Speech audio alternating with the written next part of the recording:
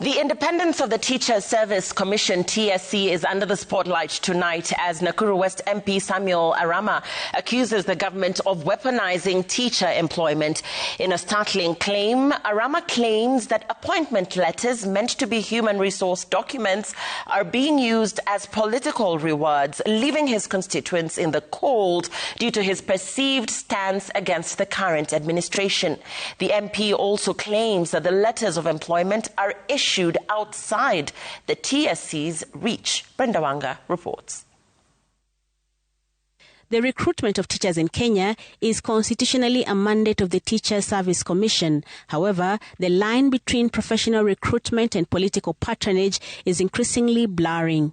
In Nakuru County, the frustration within the political class is now showing. Nakuru West MP Arama is crying foul for allegedly being frozen out of the teachers' letters gravy train. He confesses that in the past he has been a recipient of what he now terms as state employment letters, but not anymore. Na wakitaka kupeana hiyo mabarua ya walimu wanapeana, wanawacha mimi, wanasema ati mimi I don't support them. Au mimi nashangaa ni support gani wanataka? I've been supporting the government of the day.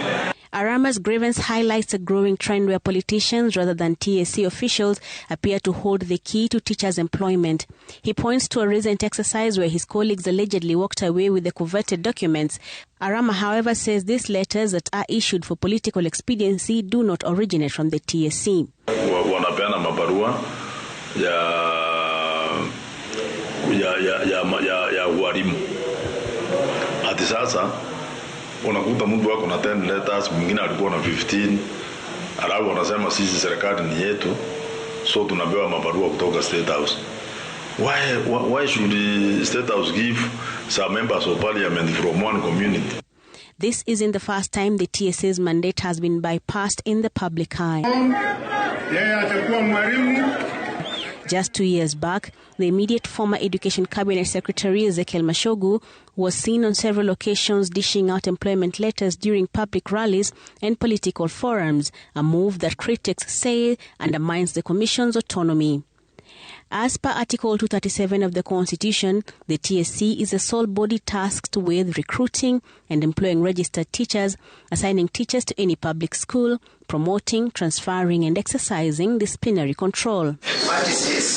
According to the TSC, for one to be employed as a teacher, they must be Kenyan, a holder of a minimum of a P1 certificate or diploma, and be registered as a teacher. When job vacancies arise, the qualified candidates are required to apply online with the TSC. The shortlisted candidates are interviewed for the jobs before the successful ones receive the employment letters by the Commission.